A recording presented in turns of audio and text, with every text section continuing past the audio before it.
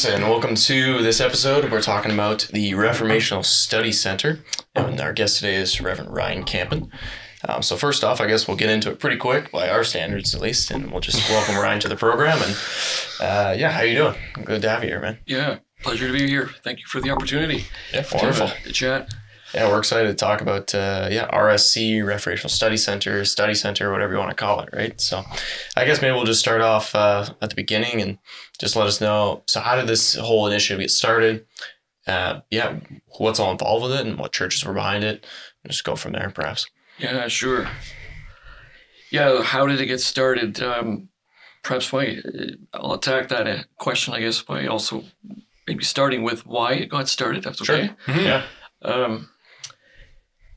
It helps to take a step back and look at the development of Christianity, the demographics of it over, say, the last 100 years in the world, where 100 years ago in what's called the majority world, so that's Latin America, South America, Mexico, right, and Asia and Africa, there were 16% of Christians in those countries. The rest were elsewhere.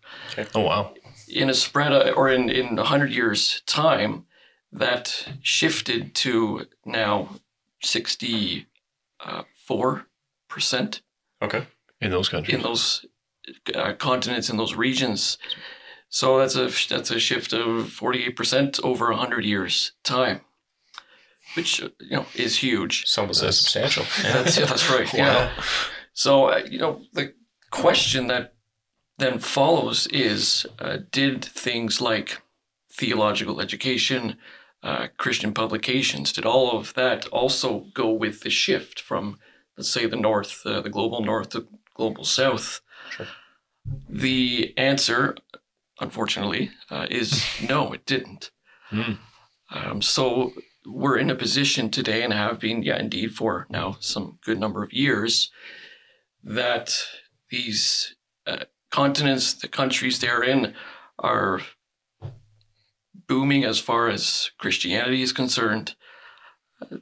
There's a huge, that's an understatement, huge need for pastors in these in the majority world. The statistics depends what there's a number of different numbers out there, but I've seen as high as 90% of the world's pastors are underqualified, if not just altogether unqualified. Wow. Meaning they don't have a degree or something like that? Yeah, no degree, certainly no degree, no financial resources, or very little to get going in the ministry. So, that's obviously a massive issue that needs addressing. If we just think of, say, Africa alone, the stats, I'm more sort of aware of stats pertaining to Africa than Asia or so forth. Sure. But something like in that 100-year window, Christianity in Africa went from 7.5 million Christians to 504 million Christians. Wow. So I'm not a mathematician, but if you do the math and do it conservatively, how many converts does that amount to per day? 10,000. Which, wow, to you and me, of course, sounds absolutely mad. That's bonkers. It's true. It's hard to fathom, but those statistics are out there. Again, then measuring conservatively, that means you need 70 new pastors a day. Yeah. Now, we have a good seminary not that far away from here in Hamilton. Yeah. But they're turning out 5 a year. That's right. Shout out Sarah to us. That's it. Yeah, it's no seminary obviously can possibly accommodate that kind of need. So the question, if we now go to, say, 2008, which is when the study center began, leading up to that, let's go there as far as the churches or the location in which the study center originated and currently exists. It's in South Africa. We have sister churches there, a small bond of churches. There are 6 of them at this point, very small. But they have a number of mission churches there as well. And through a number of circumstances, the main one being one of our young ministers at the time. He's still a young man, although he may disagree with me on that one. He's now my general manager. That's Reverend Jopi van der Linden. He entered into the ministry, took a call to a church in South Africa, one of our churches. But within, short order, he developed significant health problems with respect to lung issues. And make a long and, hard Providence story short, so to speak. He basically had to pull out of active pastoral ministry. He couldn't function for long without getting sick. It had to do with being outside in temperatures that were less than a certain 20 degrees Celsius and getting afflicted lung-wise. Anyway, he was, along with his wife, now in a position. What are we going to do? Yeah. The mission churches there had their contacts, other pastors that they were connected to. These mission churches then became aware of this need that was really out there, that you have these young pastors in the young church lacking physical resources, theological resources. And so what happened is, through a number of conversations and a certain process, the van der Lindens basically took to themselves the task of now providing, or starting to provide, at least some commentary material to those who needed help. So provided digitally. So scanning, upon request, certain passages, whatever was needed by the pastors who were in need of help. Yep.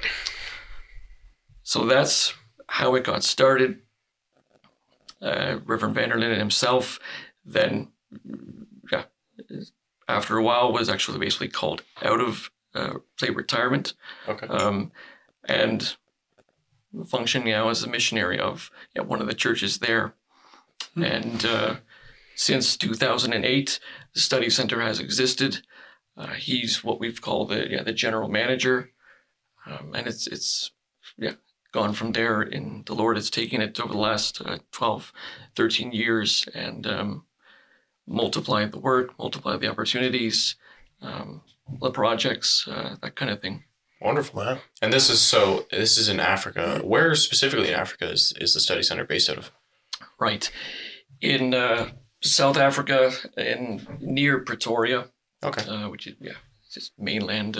I'll pretend like I know where that is. Yeah, sure. Yeah. Right, yeah. South Africa, yeah. The southern part. Uh-huh. Yeah, that's right. Yeah. Cool. So what all churches are involved in this work? I know, so you're in Dunnville, right? Are they involved in a significant way as a church? And then, like, who else is what other denominations involved, or other churches involved? Yeah, good question. From a oversight point of view, we have a board of directors, a small 5 or 6 of them. Those are all members of in the South African churches there, and our sister churches. As far as other churches or other denominations or the like involved, because we are ultimately a charity organization. So from a financial point of view, whenever we have staff or need staff, or that's always sort of upon us to determine, to find and locate finances and the like.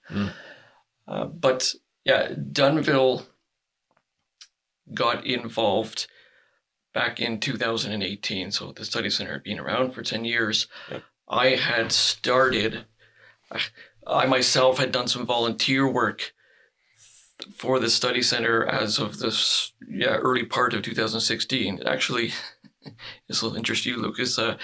It was through a conversation that I had at a ministerial of just the ministers and their wives in the Niagara region at your place in Vineland there. Nice.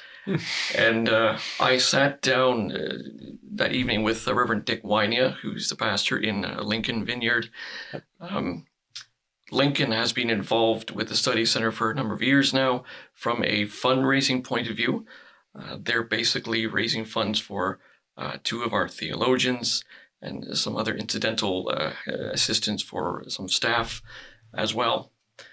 I had become somewhat, at least acquainted with the study center before that. Right. Anyway, that evening we were just chatting, and I was looking for full-time work. I was waiting for a call, that kind of thing. So I've been looking for opportunities, and I sat down and chatted with him and kind of picked his brain of some of the stuff the study center is about. Anyway, that led to me taking up contact with South Africa and saying, hey, I'm available for some help. What do you think?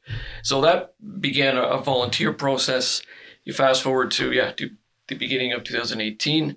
That's when I, through a series of events, became involved full time. And then Dunnville became, let's say, aware of that. And a call was extended that I would continue then to function at the study center full time, but I would, in a sense, function from Dunnville's perspective as Dunnville's missionary. Okay. So that got Dunnville involved, and 2016 we could have never anticipated something like that as family, and neither could have Dunnville. But Dunnville was incidentally looking for sort of to redirect or reallocate its mission energies to another project. Sure.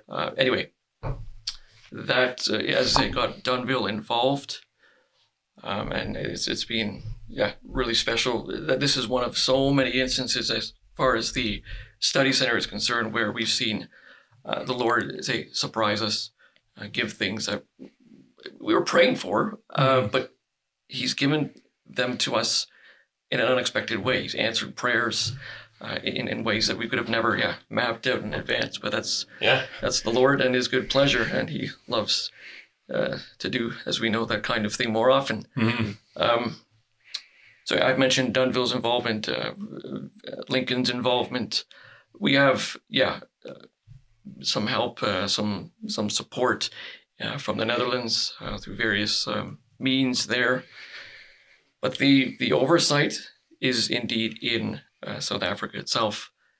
And as far as the day-to-day stuff, Reverend Yopi is, as a general manager, he is the one who sort of holds up the fort, and a man of many gifts from the Lord. He's the right man for the work, gifted in all the areas you could say that the study center needs. Mm-hmm. Yeah. Nice. Well, Sounds like a good fit there. Yeah. That's kind of a unique circumstance. So you're a missionary for this project, but you're based here, and he's also based here as well? No, he himself. He's in Africa. Yeah, he actually lives on the site of the study centers. He is. I thought he had an issue with the climate or something. Didn't you? Yeah, but he's managing that though. That's right. By certain times of the year, basically being more or less confined to inside. So the study center, the office, is connected to their house, both on the same plot of land. Oh. So you can walk from their house to study center and not have to go outside. During their summertime, which is our winter time, during the day, provided it's above 20 and sort of the climate is amenable, you can go outside. Okay. But during their, let's say, winter or summer, you really got to be careful, particularly those times of year. See, it's still probably a better place than here, then, I guess, for that's right, warm climate. That's right. Yeah. Okay. Interesting. Yeah. All right. So that's where that's at, I guess. So what are, well, why don't you describe the work and what is the resources that you're putting together and maybe just talk a bit about what you've been compiling and stuff. Yeah, sure. maybe back up before you get to the projects. Just talk about like the goals or some of the foundational aspects of the project. Yeah, the let's say the basic goal of our work of the study center is providing a digital theological library resource for pastors in the majority world, so that they can function week by week in the ministry and also grow in their studying of in the ministry.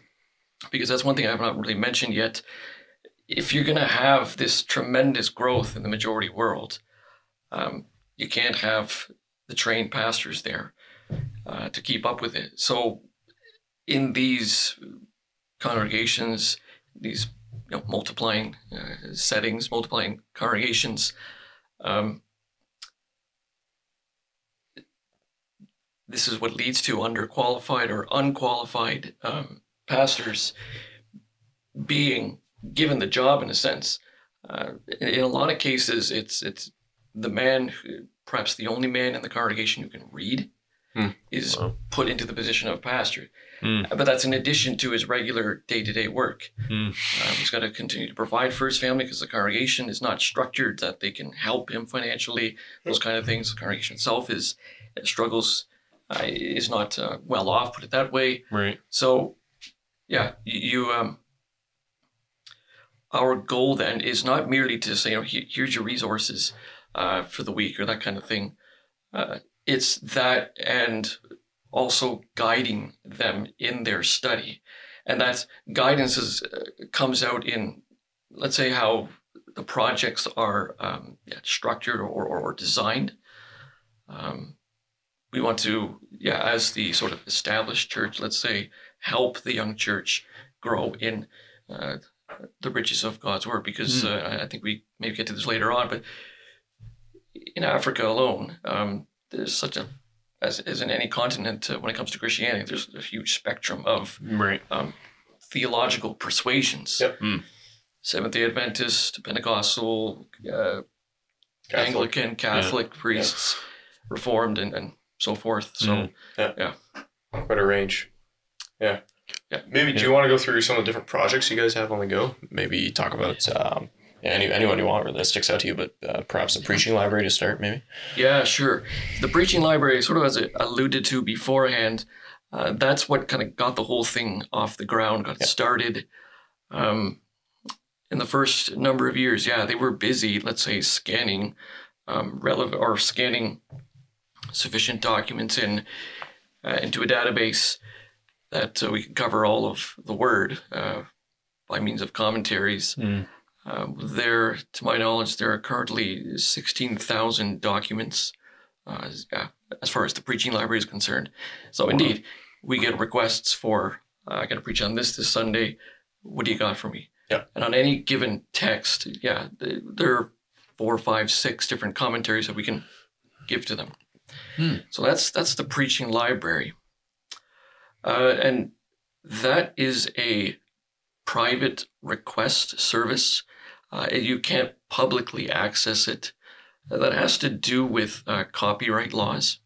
Okay. Copyright laws are such that you can reproduce by way of scanning or online up to 10% of a book, provided you own the book. So having a physical library out there is, of course, very important. But you can provide that, but you can't post it for the world to see. So it's a sort of a one-to-one. You work privately by way of inboxes, that kind of thing. So that, we had to learn that kind of stuff as far as what freedom do we have, what do we not have. So that's why I speak of a request service, and those requests come in weekly. Our other, let's say, main private or request service is the Timothy Project, which perhaps you've heard of in connection with Lincoln. Lincoln, those theologians that Lincoln is fundraising for as far as their salary is concerned, those pastors, those two, among others, are sort of involved with the Timothy Project. What we're up to with the Timothy Project is providing, upon request, to the pastors material that's going to help them do more extensive studies on all aspects of the ministry that are non-sermon related. So the preaching libraries for sermon stuff, commentaries. Timothy Project is for pastoral issues, church government issues, everything else. That's so. Yeah, indeed, we receive requests for this, and that, and we. Do you give advice? Do you provide literature, or how does that go exactly? Yeah, it's primarily the literature. Okay. Yeah. That we provide. So that's the Timothy Project. To my knowledge, and some of these numbers, there's flux, but there are at least, at this point, we receive 1,700 requests per month for help. Wow. At least, I think there's more than that, I think, but there are 1,700 that we can actually help. We can actually field. How do you have like a number of staff, or is that just you? I was going to say that doesn't sound sounds like crazy you to can me. be able to. That's a lot. No, that's right. It's staff. We have 20 staff, so it's a modest group, mostly in South Africa, but others on the other side of the world, like myself and some in the Netherlands and so forth. Right. We have over 95 volunteers, and that number grows at a regular rate. Which is wonderful. So indeed, there's a pile of work that we've produced that has been produced by volunteers. But the fielding the requests, that's primarily done by the staff or some of the staff.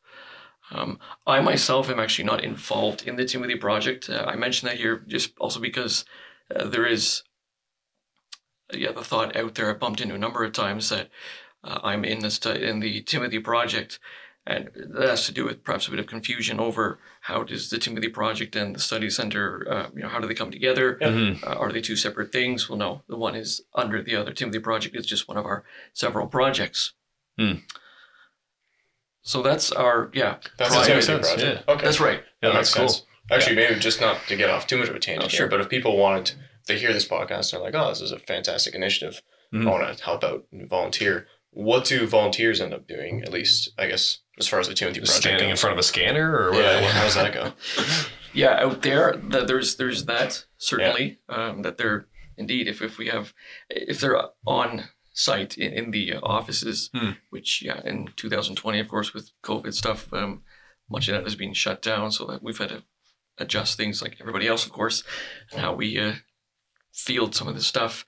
But ordinarily. Requests come in, and if it's something that's not already in the online database, and we got to figure out if we have something for them that we can pass on. Yep. So we can come back if you'd like to more volunteer opportunities, because when it comes to the Timothy Project, there are opportunities for volunteers from all over the world. But I would say I think the if you're going to volunteer, say, for that particular project, by and large, I think you got to be out there to help out in the office. Okay, fair enough. That type of thing. Yeah. Well, if you're not, opposed to a vacation. Vacation. Once this COVID thing ends, I'm sure people will be issued. So is most of these resources provided in English? Do most of the pastors are you able to communicate in their language, or because they're all over the place too, right? Yeah. English is the common denominator among the world. people that were. That's right. Yeah. Also, then those that we're trying to target in Asia and Africa. It may for many of them be like a second or third language, but they at least have some working knowledge of it. We do have another project that's in Afrikaans, which is then one of the South African languages. But we've decided to go with English because that's going to sort of cover as much as possible. Yeah. Those are the private services. What about the study library? Is that the same thing as a preaching library, or is that something different? No, that's actually then quite different. Okay.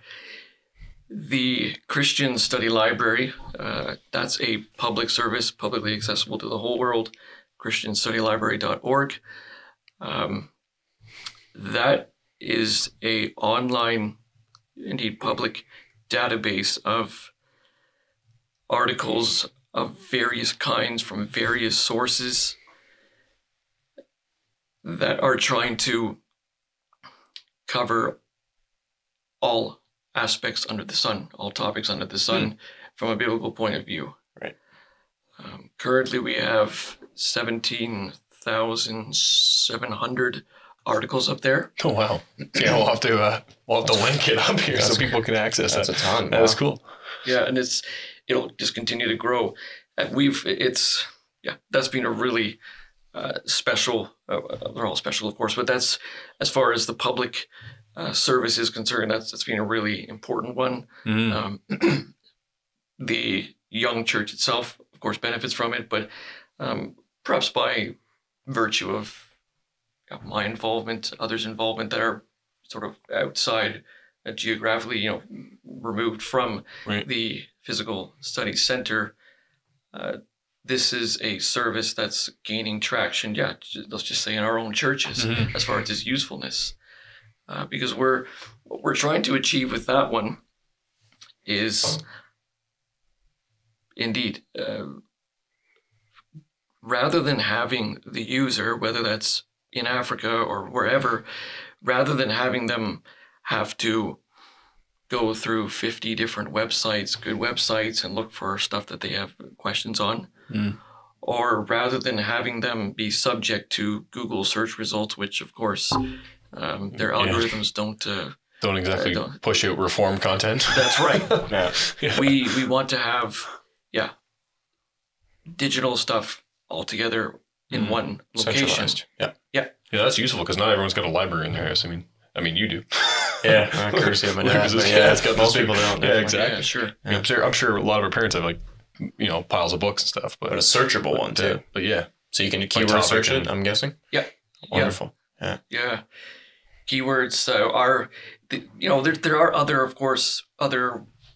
websites out there that have links upon links of a theological Christian orientation. But ours is unique in that every article that's up there has a summary attached to it, and that's written, obviously for the purpose of the user, especially with the African or Asian user, who many of them don't have, say, their own internet at home, so a lot of them have to go to internet cafes, pay by the minute. We want to expedite the process for them as much as possible so we can help them maximize on study time. So, but the summaries, every article up there is summarized. There are keywords that are tagged in the summaries. All that stuff is helpful for a search engine perspective. We have on the left side of the website, we have a list of categories that indeed are covering, let's say, as many aspects, many topics under the sun, more theological, pastoral, church government, and all those things. We have, in that respect, over 1,000 different categories.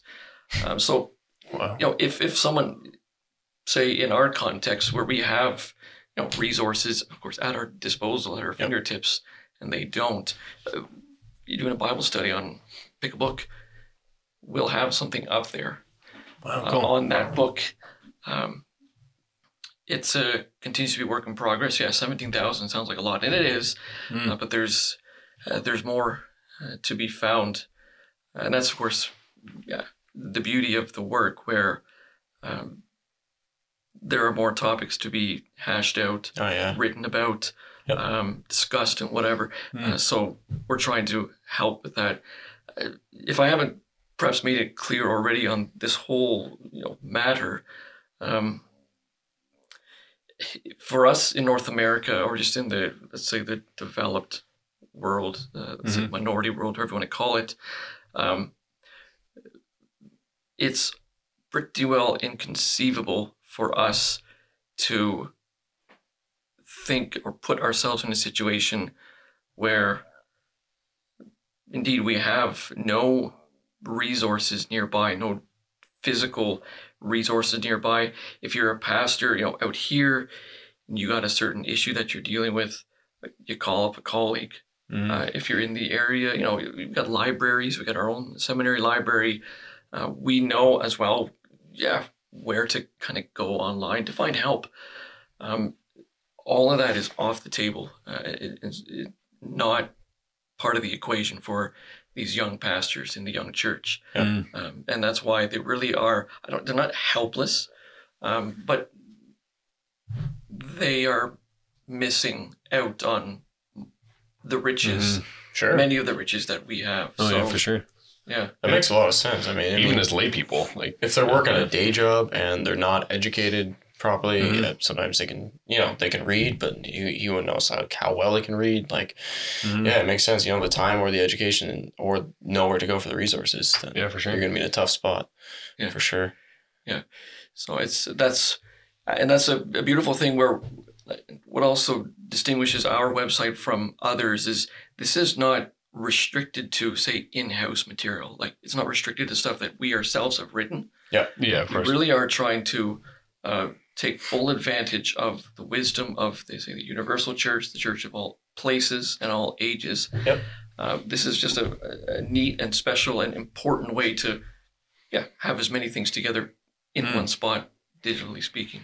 So how does the Christian study library that's publicly accessible, is that a problem with copyrights and stuff too?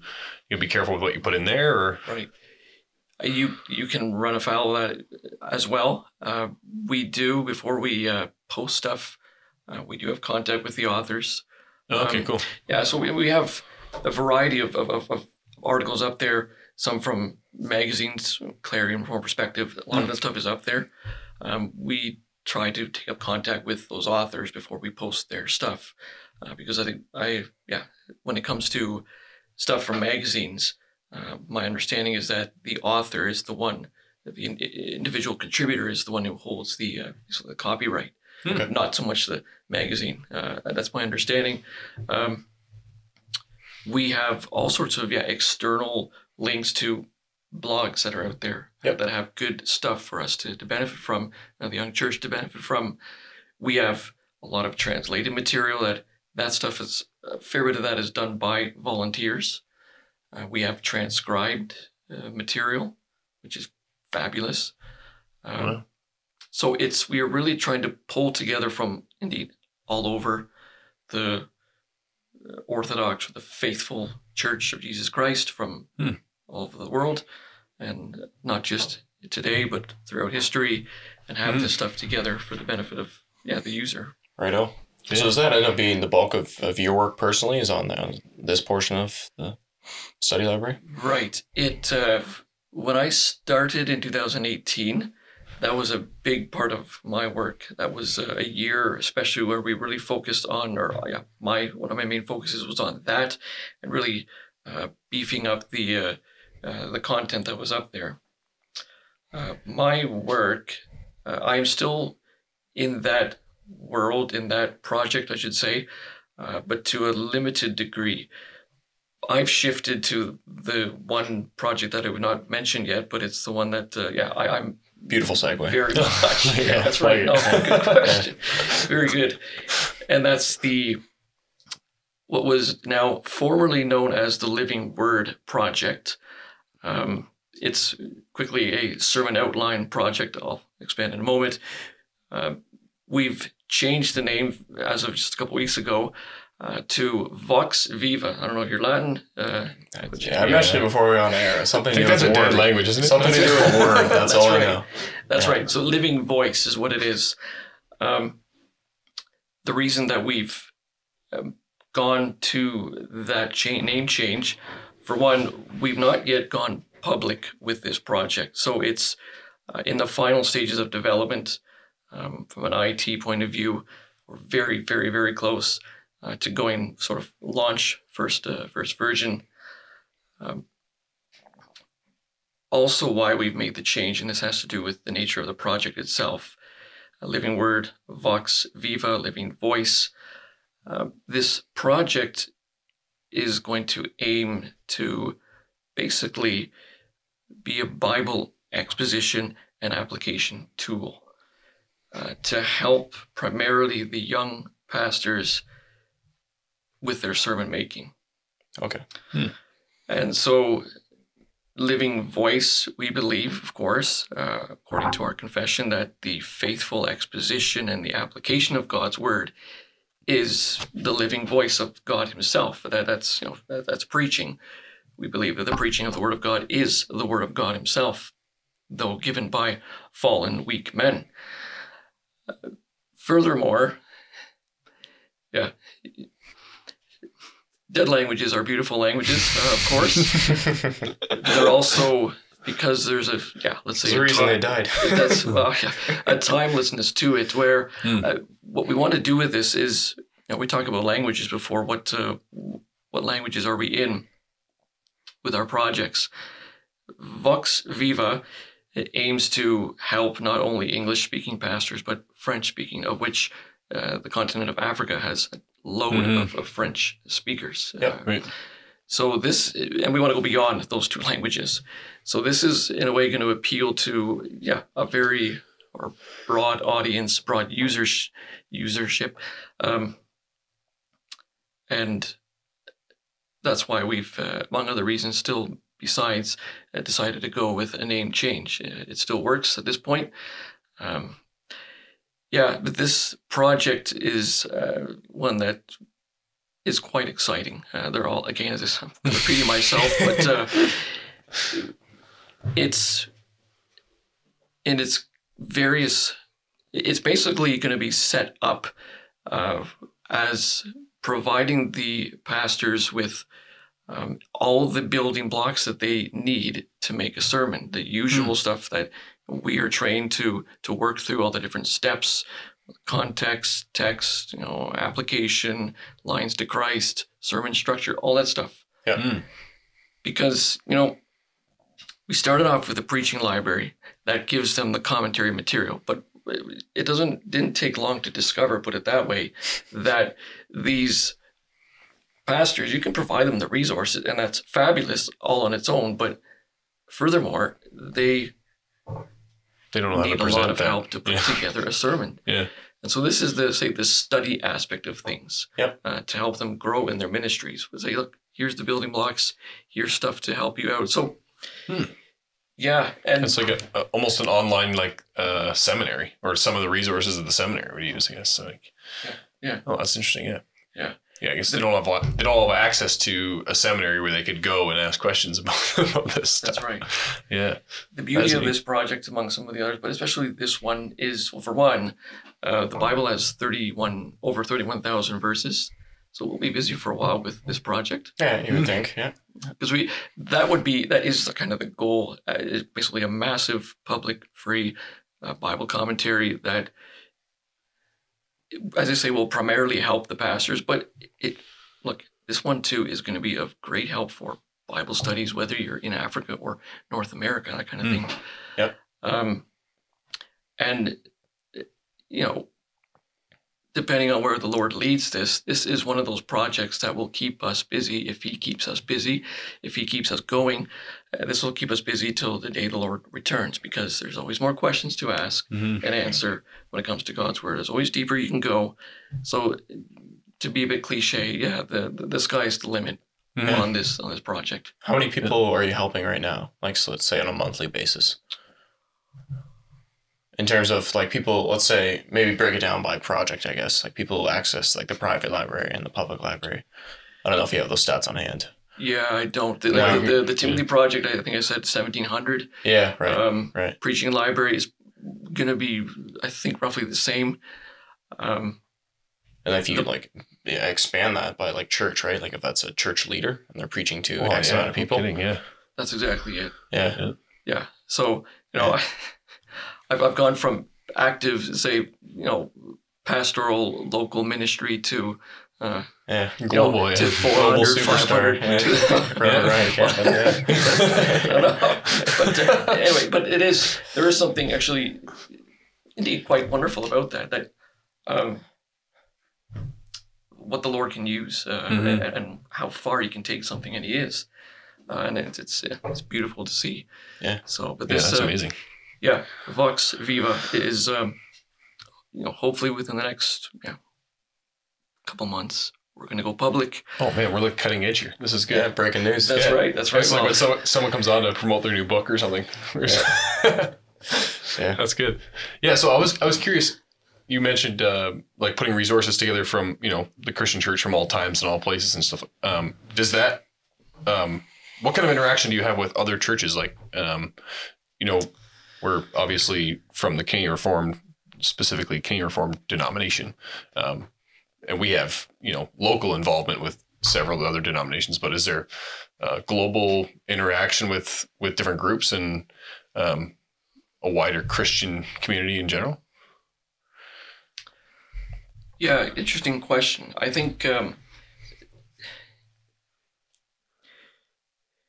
maybe this is, are you asking perhaps from a how do we get out there, or how do we get the stuff out there? Well, I'm curious. Yeah, I guess for the people you're helping, but also for the people that you deal with, like in say South Africa, are they from a Reformed background specifically, or are you in touch with like missionaries who are Baptist, evangelical? Like, I mean, obviously you mentioned there's tons of those in Africa. Like, you go to a specific say quote unquote Christian church in Africa, you're not sure what you're going to get.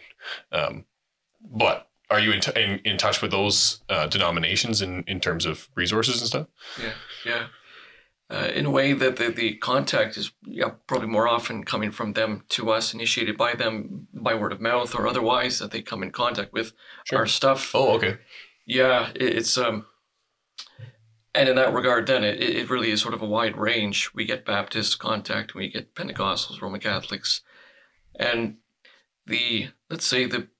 one of the beautiful things about what you and I would agree upon as far as how this can go is we, of course, would say what we have is the Word of God. With the Reformed understanding, that's the biblical understanding. The material that we provide to those who ask for it, also of those different backgrounds, we let, as it were, the material speak for itself. And that's to say, we let the Spirit at that point decide how those who receive our material are going to receive and work with it. And so we're trying to indeed lead also those to a more biblical understanding of Scripture without being, let's say, sort of in your face about it. It's just sure. Well, it requires a lot more resources to be. That's like a missionary's job, is to actually get out there and explain what's in those resources. But I guess that takes that would take 1,700 people to deal with your requests, not 20. So I guess that's still, it's a good way to get out, get these resources out to different groups. It's like a reform project, which is as we say, biblically based. It's true to Scripture, and then you're helping everybody who's interested in learning more about the faith. Pretty cool. There's in terms of reactions, this is something that is primarily connected to the Timothy Project. So again, I'm not directly in contact with the pastors, but I get to hear some of the stories. I get to hear some of the reactions, and there too, it's going to vary. Some continue to come back and express great appreciation for what they receive. There are others who come back, we don't have a whole lot of interaction with them, but they continue to ask for help. There are others who they receive, some initial help from us, and who knows what their background is theologically. But it doesn't take long for us to get some not so charitable emails saying, and then they disappear. They say, no, I don't want anything to do with you guys anymore. This is okay. But that's, again, we hand it over, as it were, to the Lord, and it's up to Him to decide how are they going to respond. Are they going to accept, or... It's like that in any mission effort, I would think. Yeah, for sure. All right. Yeah. Did you got anything more you want to ask? I was just curious about plans. I was just curious where they're going. Yeah. So let's say 5 years in the future, where do you see RSC as an organization going, and what are some of the big future plans you have coming up? Right. Yeah, that's a good question too. When it comes to where we'll be going, where we hope to go, we, in some respects, hope to just produce or provide more and more of what we have. When it comes to things like Living Word or Vox Viva, this is one that I speak of version 1, but we already in a way have version 20 in our minds as far as what the actual interface, of course, is going to look like, Sure. how it's going to mature. So there's,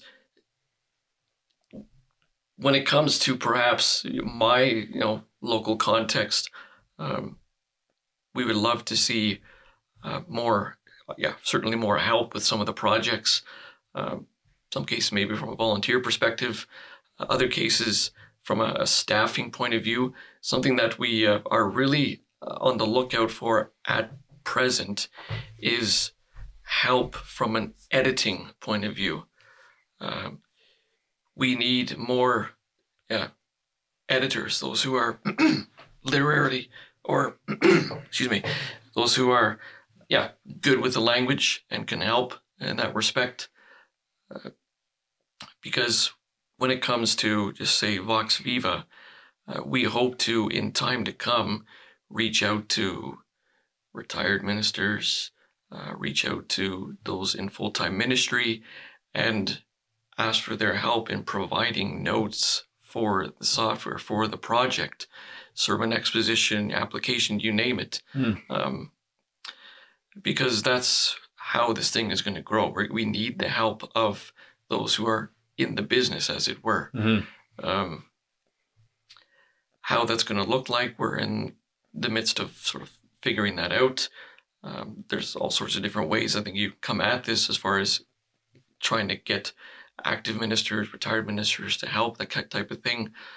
But also from a volunteer, congregational members out in, again, the developed countries, the developed churches, there's some exciting possibilities. One that's just been recently kicked off in our own congregation is the task of, we've called it gleaning, not to be confused with the Christian gleaners, but where, in the spirit of trying to benefit from previous generations' wisdom, commentaries, that kind of thing, where if you're someone who likes to read, likes to, a bit of study, here's John Calvin's commentary on, Matthew, or John, I should say John, because he doesn't have he has a harmony of John, or Matthew, Mark, and Luke. So John's the better example, pardon me. Yeah, as we all know. Yeah, I wouldn't That's have right. that. Well, anyway,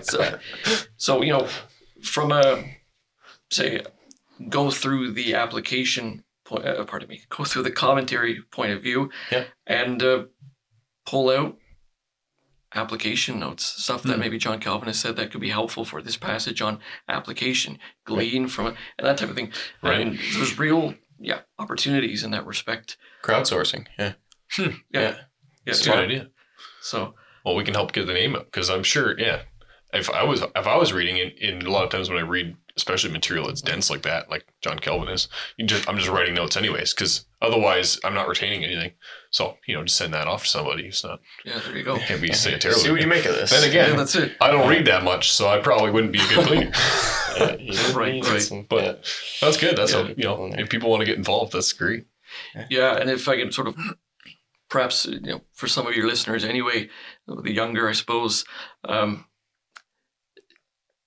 we would love to, from a, say, career perspective, editing as an editor, for a career choice is, if I may, in our circles, not a common choice.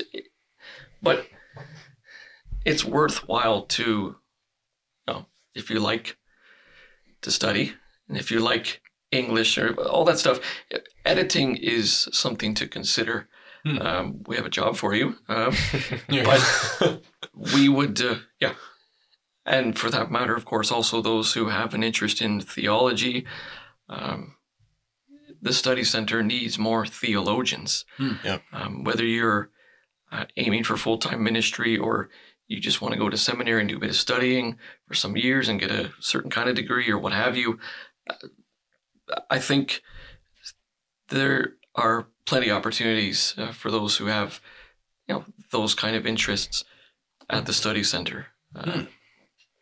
Like, just if I can nutshell as far as my, particular task is concerned. I don't know, but I'm kind of take control away here. No, go ahead. I was going to ask you for any final thoughts anyways, so we'll turn it into that segment. Sure, but I'm the designation, the term that's being used to describe my work, my position, is that of a theological gatekeeper. And what that means then is I'm responsible for ensuring that the content that we provide that's publicly available, that goes out to the public, so that's the Christian Study Library, that's Vox Viva, that kind of thing. I'm tasked with ensuring that that's biblical, faithful, readable, that kind of thing. That's a general sort of encompassing summary of my work. In particular, what keeps me busy with, in particular with these projects, is from the Vox Viva point of view, that is, I'm an editor. Yep. I look at the material, the submissions of others, and ensure that it reads well and it fits how we're trying to get this stuff out there, how to formulate this stuff. I am also a contributor myself to the sermon outline, to the Vox Viva project. So, for example, I'm currently in Dunnville working through and preaching the book of Judges. It's one service a month. That's sort of the arrangement. So, but the notes, the sermon preparation notes that I come up with, that is all going to be put in on there. Vox Viva. Nice. Oh, cool.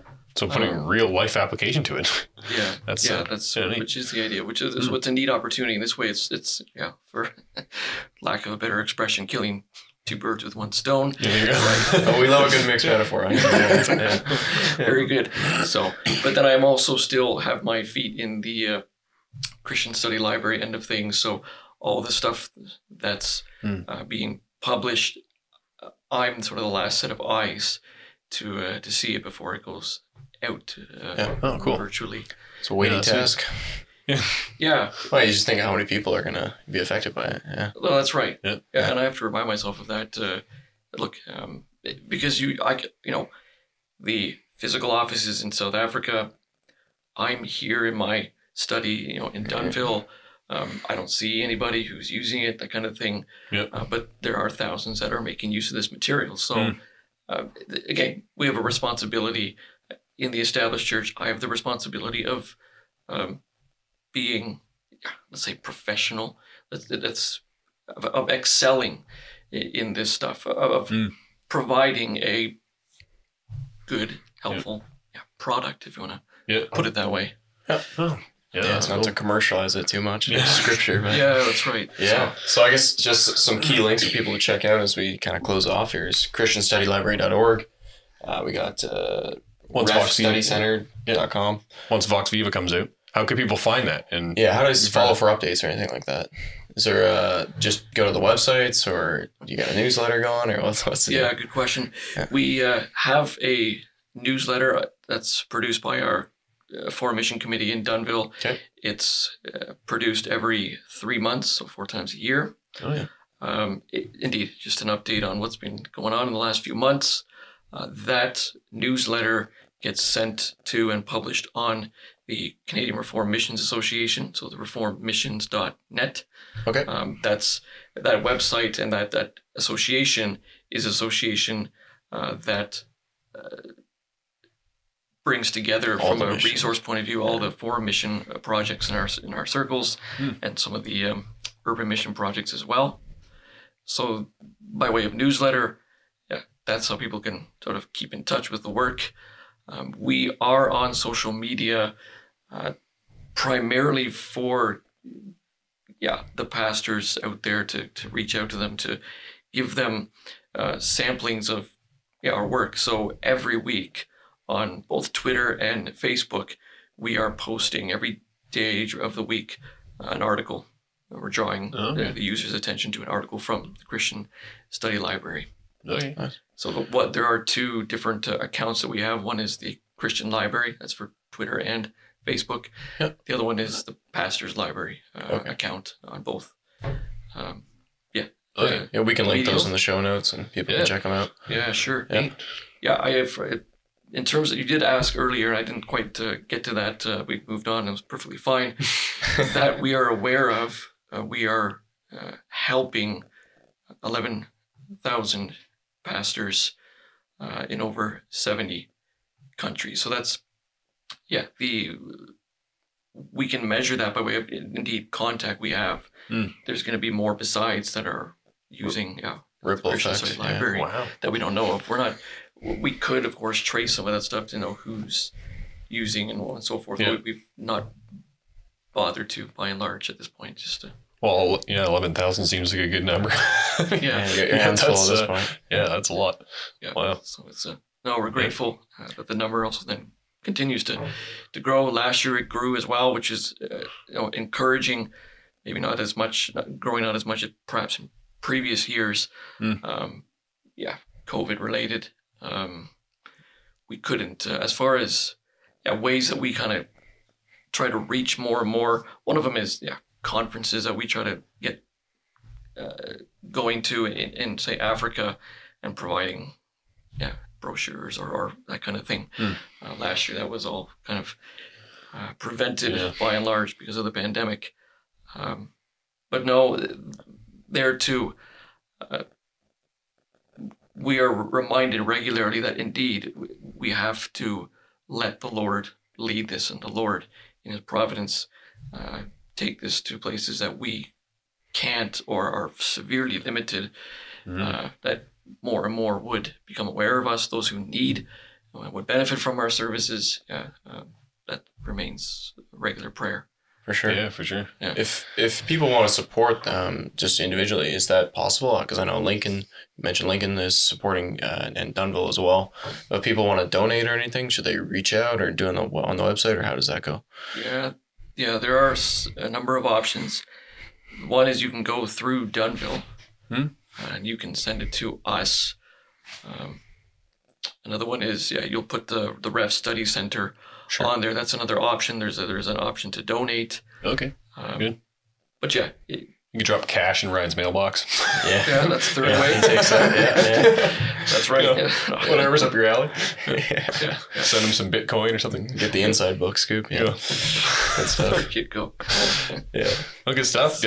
Lord's blessings in your work. I think this is hopefully this is gonna be a really good resource for everybody. I'm excited to see what the Christian Study Center or the study library has got, and peruse through that. Yeah, just how it progresses throughout the years, and that's right. How many millions, hopefully, eventually souls it can touch, and it's pretty crazy to think about that, eh? Just how big it'll get, or could get, already is. Yeah. And if there are more, as far as volunteer opportunities, transcribers, that's been with some of the those who have come on board from a volunteer perspective. It's been really special to see. There are two benefits, at least. One, they find themselves helping out a kingdom cause. Two, when it comes to stuff like transcribing or editing, they're consuming the material itself, so they're growing from it. And we've seen, all sorts of instances where that's been a real blessing for, indeed, volunteers involved. So beautiful. Yeah, good stuff. Well, thank you for coming on. Much appreciated. Yeah. My pleasure. Thank you. Yeah, good stuff. All right, folks, it's been Real Talk, and thanks for listening. Catch you next time. Good stuff.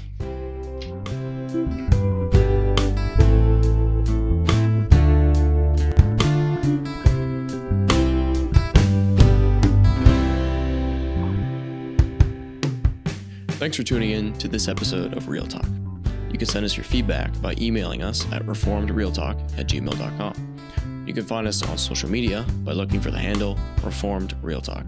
You can find us online by going to realtalkpodcast.ca. We look forward to your feedback, as that's what helps us grow and improve as podcasters. Real Talk is produced by myself, Lucas Holpluer, Tyler Vanderwood, and Tim Van Woudenberg. The theme music was created by Calvin Hutton. The table and cabinet behind me were made by Ethan Vanderwood of Eureka Woods. And finally, this sign in the studio was made by Zebra Signs. That's it for now, folks. Catch you next time. Bye-bye.